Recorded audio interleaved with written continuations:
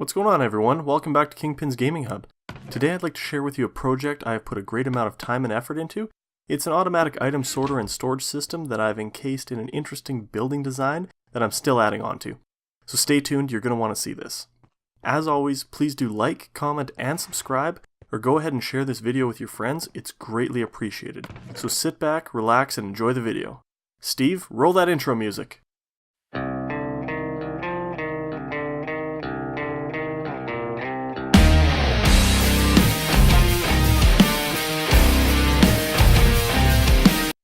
Alright guys, to begin I'd like to tell you a bit about myself as a Minecraft player. I play Minecraft on Xbox One and only play on survival. I will however play on peaceful if I'm playing alone and working on a complex project like this one. I'll occasionally use creative mode as more of a testing range or demonstration area for use in a video like this. Everything in this world you're seeing here is made in survival while earning achievements along the way. Now as you know, there are many item sorters and storage systems online. But I feel that for me playing on console, this is the best version out there. I really made this project a year ago or so, and I know there's been updates since, so there might be other ways of doing this, but why mess with success?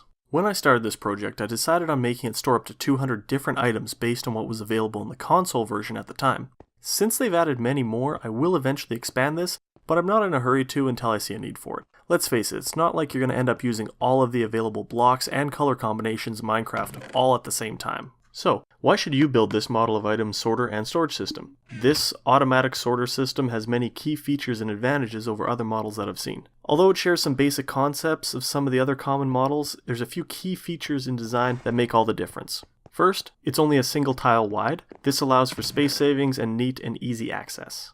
2, it's easily expandable. You'll see what I mean as it takes shape, but this can easily be expanded to include all items in the game now or that come out in the future. 3, it can't be broken. Clearly it could be broken with a well-placed explosion here or there, but the mechanics cannot be broken due to redstone errors. Which brings me to my next point, perfect overflow protection. Not only does it have perfect overflow protection, but you can easily add item filtering and disposal if you like as well. Next, it's not that difficult to build. Compared to many other models I've seen online, this model is actually very easy to reproduce. And lastly, you can dress it up and make it your own. You can easily incorporate this design into many different building styles and dress it up to make it your own. Stay tuned at the end of this video for some fun ideas on how you can dress this up even more. A few things to keep in mind before you take on a project like this.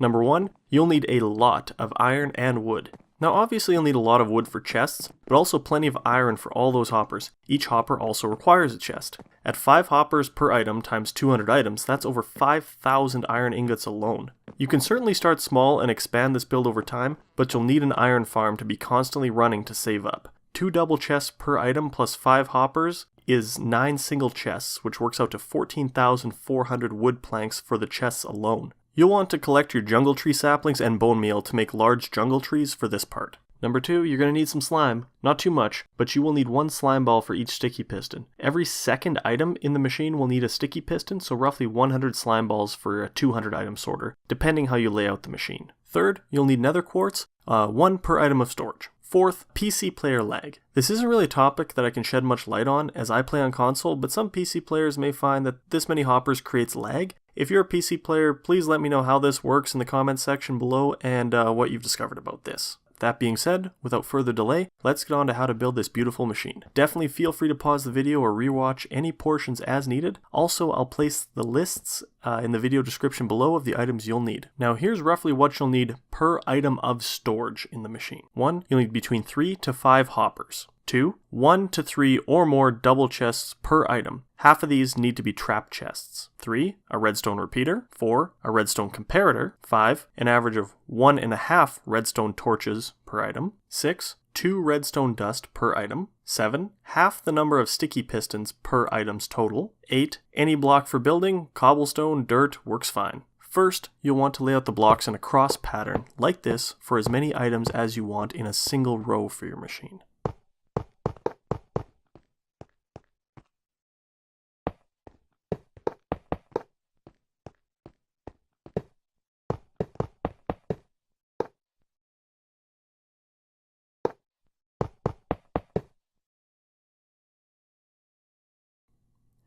Then, put a block up top at the back every second space.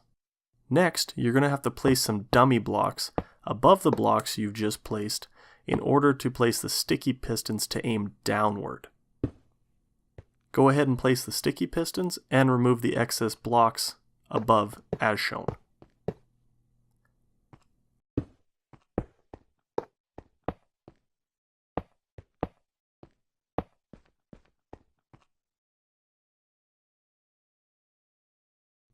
Go ahead and place your redstone repeaters facing forward behind every bottom block as shown.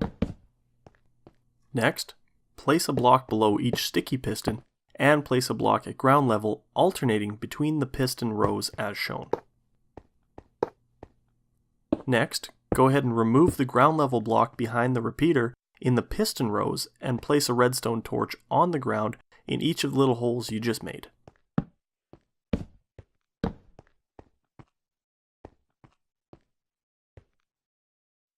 Next, you can go ahead and spin around and place the redstone comparator in each row facing towards the back side of the machine, as you see here.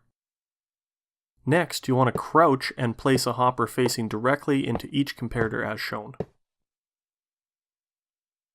Now this next part is the secret sauce that really makes this machine work so well. Go ahead and place the redstone dust connecting each piston to the comparator in its row, like I'm doing here. Okay, next place the redstone dust on the stepped down blocks in each row in between the pistons. Now do not place it on the blocks closest to the comparator for this row. Then what you want to do is crouch again, look down at the redstone dust that's connecting on the second elevation and place a block. Do you see how it separates the redstone signal from its neighbor?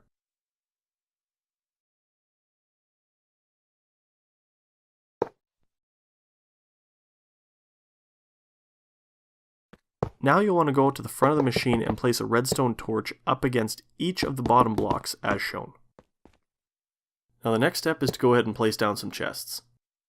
I started doing this and decided I needed a quick nap for some more daylight to work with. So getting back to it, you'll want to place a dummy block below the hopper and crouch click to place the chest next to it. It doesn't matter if you start with a trap chest or a regular chest, but you'll need to alternate between them in order to place them next to each other. Just crouch click and alternate the type of chests like so. Next, go behind the chests and crouch click to place a hopper aiming into each one as shown.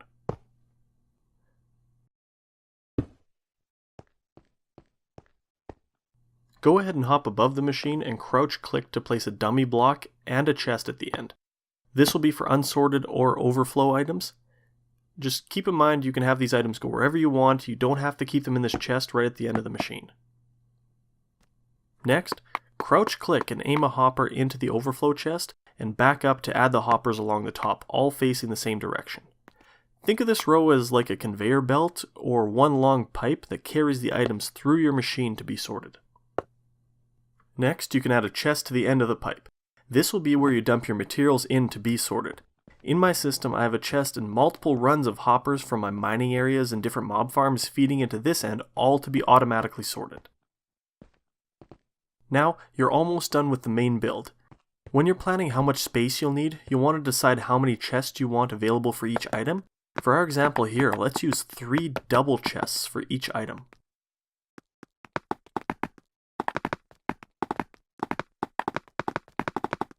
In the space below, place your first chest.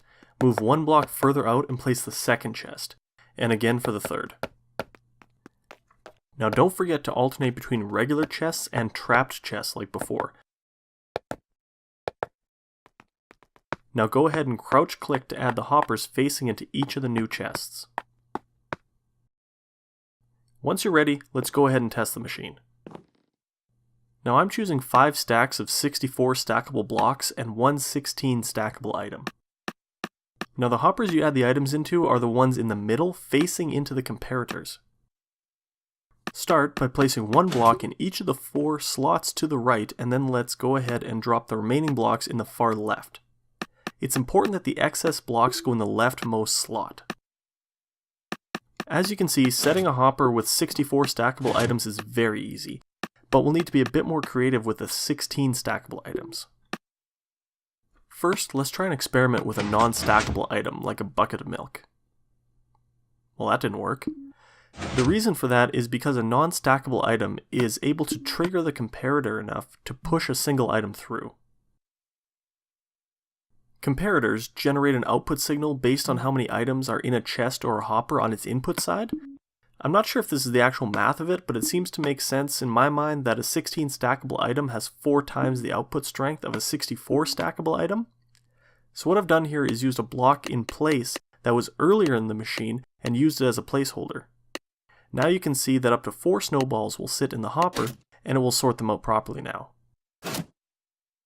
Now there are a few ways to overcome the hurdle of a 16 stackable item. 1. Use a very uncommon block. Go ahead and use an uncommon block that you've used previously in your sorter. For example, you may decide that you'll never fill up 3 double chests with quartz staircases, so you can use those as a space filler further down the line. The risk of this is that if you ever fill up those previous chests that you have that item in, it will cause an overflow into this item and you'll have to fix it later. 2. You could use named items. This second and probably easiest option is to take a 64 stackable item like books or something and rename them on an anvil to create a unique item to use as a placeholder. You should be able to name multiple dummy items at the same time if you have the levels for it. At least I was able to do that on creative mode.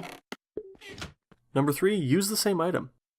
With this model of item sorter, you can also just keep one of each of the 16 stackable items in there and it should work.